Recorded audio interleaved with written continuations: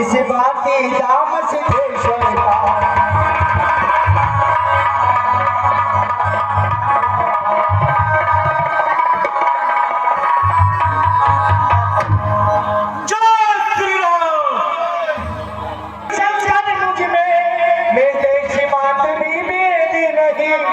जो जरा दिन उपासक है होता है उसको भेद नहीं।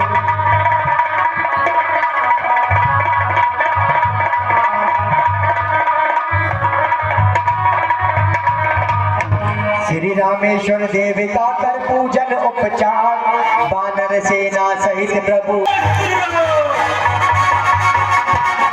पापियों के नासिको धर्म के प्रकाश को राम जी की सेना चली, श्री राम जी की सेना चली। पापियों के नासिको धर्म के प्रकाश को राम जी की सेना चली, चली। हरे हरे महादेव, हरे हरे महादेव।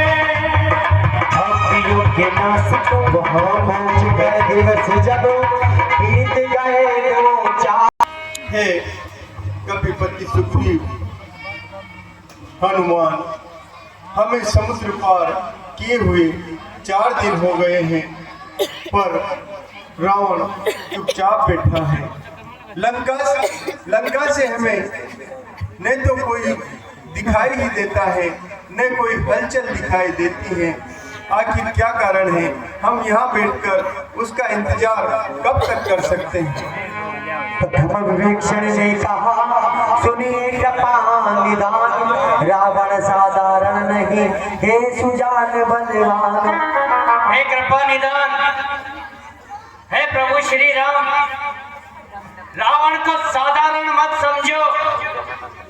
वह भी अंदर ही अंदर कुछ नया सॉन्ग रच रहा होगा और अपने सचिवों को बुलाकर कोई राह ले रहा होगा।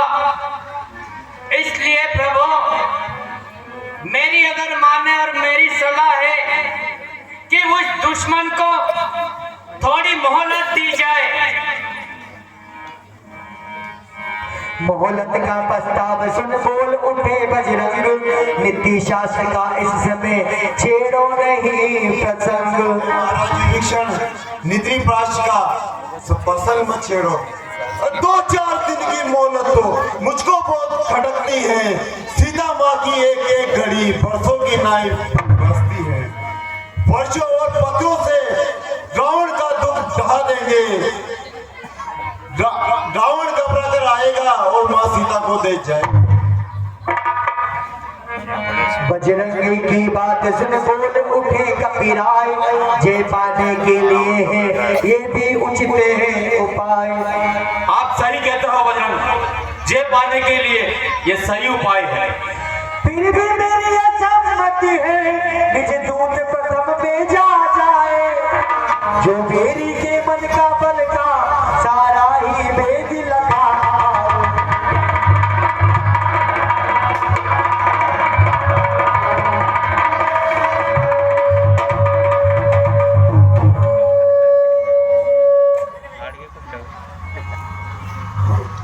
फिर भी मेरी ये मर्जी है कि अपन को एक दूत भेजना चाहिए, जिससे वो बेरी का बल और सब जांच पड़ताल करके आए।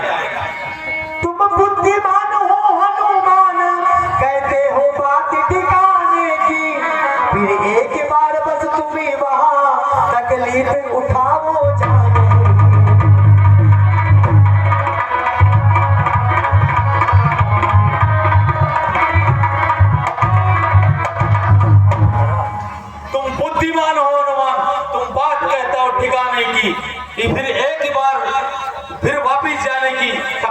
कहो प्रभु। जामवंत कहने लगे हे तो ठीक विचार, पर हनुमत की हाय फिर ये न हमें स्वीकार। महाराज सुग्रीव जी, ये तो उचित विचार है, लेकिन हनुमत ही जाए, ये हमें स्वीकार नहीं है। और रावण अवश्य सोचेगा, सारा आधार इसी पर है, होता है बार बार यही, इस कारण यही दिलावर है।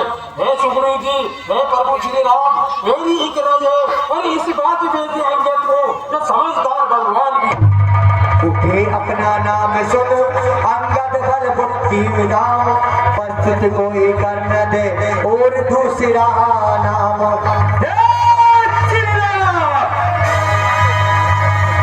प्रभु बोले वाली तने तुमको हम पुत्र समाज समझते हैं, लंका में दुश्मन के घर में इसलिए बेचते डरते हैं।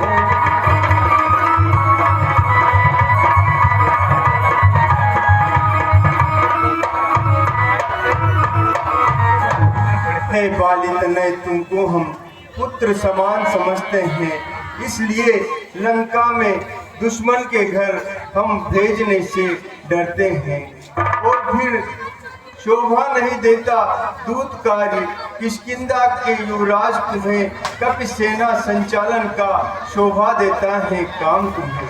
अंगद बोले श्री नवा सुनिए कौशलनाथ, रखिए आशीर्वाद का मेरे सिर पर हाथ। सुनिए कौशलनाथ, रखिए मेरे सिर पर आशीर्वाद का हाथ। अरे जिसम पर हो कपात की, वो अच्छा कर लड़े तो सतता, निर्भय है उसको फेर कहीं, उत्याचल से अपना चलता।